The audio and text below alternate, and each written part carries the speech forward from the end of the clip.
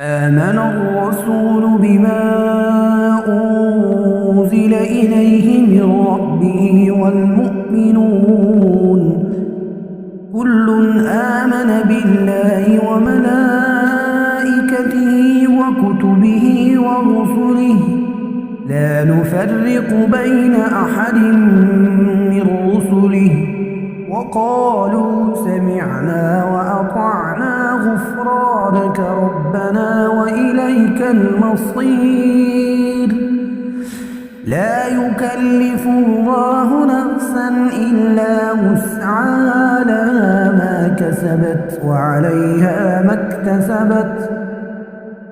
ربنا لا تؤاخذنا إن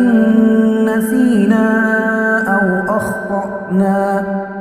ربنا ولا تحمل علينا إصرا كما حملته على الذين من قبلنا ربنا ولا تحملنا